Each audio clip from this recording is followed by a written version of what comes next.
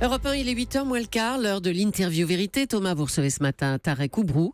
Il est en direct de Bordeaux, où il est grand imam et recteur de la mosquée. On connaîtra à 15h en principe l'avis du Conseil d'État sur les arrêtés anti-Burkini.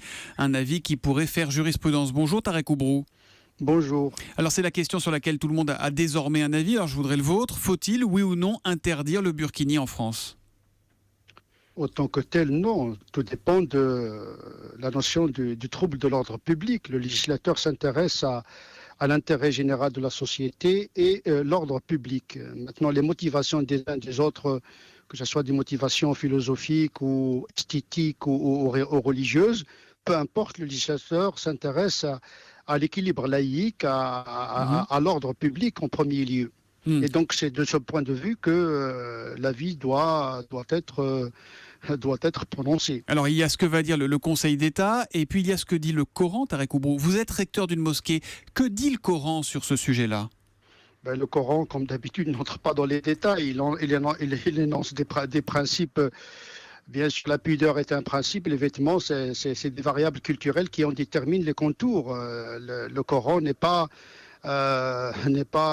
un mode de stylistique qui détermine la couture des uns des autres. C'est pas ça le but.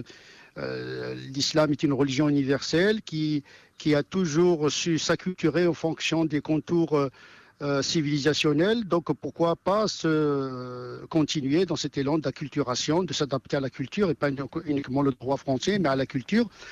Chacun détermine son propre rapport à son propre corps. On n'a pas à entrer dans l'intimité des gens.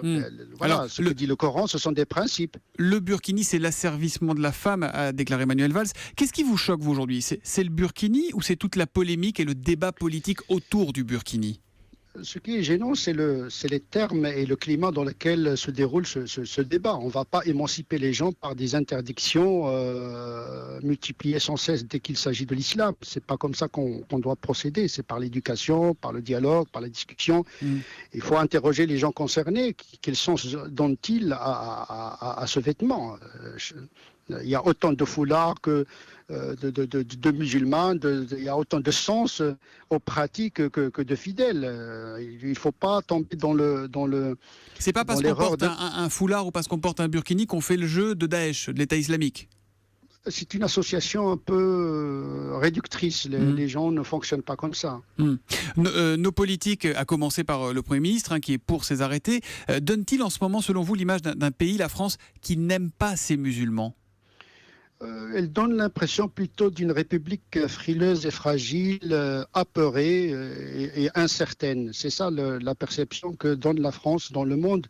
Cette crispation est un mauvais signe que donne la France à Daesh et à l'extérieur. Il y a une crispation qui va dans le sens de la trahison des valeurs de la République, c'est-à-dire une laïcité qui est capable de digérer dans son économie philosophique toutes les perceptions convictionnelles à condition que ces comportements ne troublent pas l'ordre public. C'est fort ce que vous nous dites. Vous nous dites que les politiques sont en train de trahir les valeurs de la République avec ce n'est pas les politiques. Il y a beaucoup de gens qui veulent défendre les valeurs de la République, mais ils sont en train d'étouffer ces mêmes valeurs au lieu de donner une grande ampleur, une grande largesse.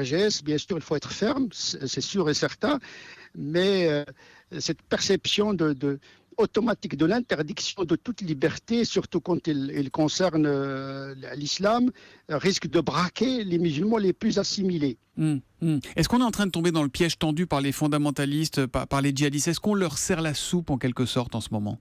Moi, j'ai l'impression d'assister à un duel du point d'honneur. C'est un combat d'honneur et d'orgueil.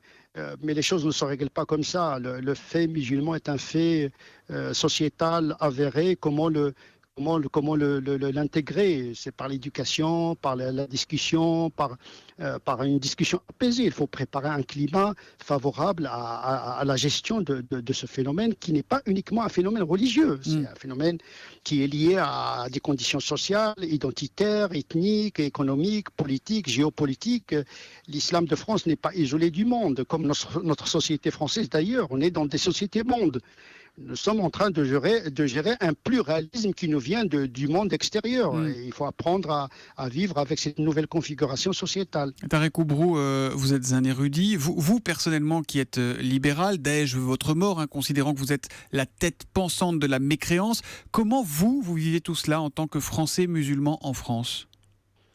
Je suis heureux en France et je suis serein. Je n'aime pas céder à la panique. Le propre de la religion, c'est de permettre le recul par rapport à la pression de la réalité. C'est mon travail d'une certaine manière. La spiritualité permet justement d'avoir un esprit apaisé, décalé quelque peu pour voir mieux les choses. Avoir une parole juste, le plus juste possible. On peut se tromper. Et d'apaiser.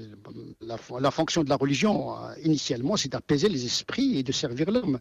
Et donc, je ne veux pas sortir de ce rôle. Appel à l'apaisement ce matin de Tarek Oubrou. Merci d'avoir été en direct sur Europe 1 ce matin en duplex d'Ambès, tout près de Bordeaux. Je rappelle que vous êtes le recteur de la mosquée, le grand imam de la mosquée de Bordeaux. Merci et bonne journée.